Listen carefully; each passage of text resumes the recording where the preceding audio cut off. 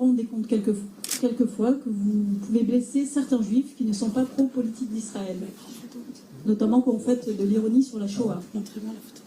Alors ça, c'est une question qu'on me pose régulièrement. C'est-à-dire, est-ce que cette personne, quand elle est allée voir Casse Départ, est-ce qu'elle s'est intéressée de savoir si elle choquait les descendants d'esclaves qui, pendant 400 ans, ont dû subir ce traitement particulier qu'est l'esclavage, le viol des femmes? Est-ce que cette personne qui vient m'emmerder avec cette question, en fait, s'intéresse aux autres peuples?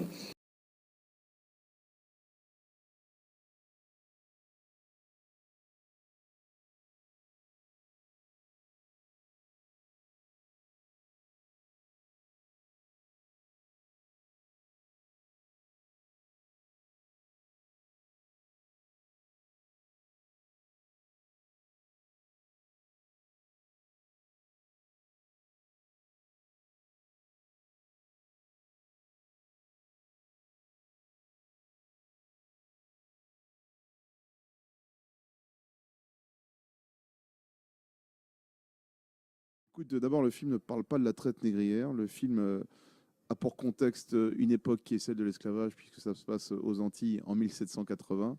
Donc, on l'a répété souvent, le sujet du film, en l'occurrence, c'est plus l'identité. Nous, ce qui nous intéresse, c'était de mettre en lumière les soucis du présent, c'est-à-dire toutes ces questions auxquelles il y a eu peu de réponses finalement, que sont l'identité nationale, les quotas, l'immigration, etc. Nous, on a voulu prendre du recul sur tout ça, et la meilleure façon de décaler les choses, c'était de revenir dans le passé, 200 ans en arrière, à l'époque où le racisme était une institution. C'est un duo de comiques. C'est une comédie basée sur deux personnages qui sont interprétés par Fabrice et par moi-même. Et voilà, qui est en toile de fond à cette période, et exactement l'esclavage. Mais après, ça s'arrête là.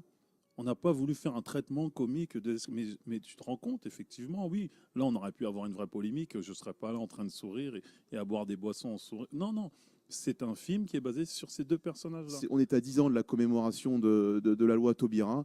Et ben, je vais te dire une chose, pendant un mois aujourd'hui, sur France Culture, sur France Inter, sur plein de radios, dans plein de journaux, on a parlé, grâce à ce film aussi, sérieusement de l'esclavage. Et ben, les historiens ont fait leur travail et les deux comiques qu'on est ont fait le leur.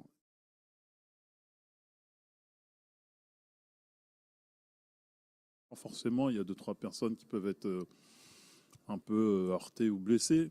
Mais pour le coup, là, quand j'utilise le terme 2-3 personnes, c'est 2-3 personnes pour de vrai.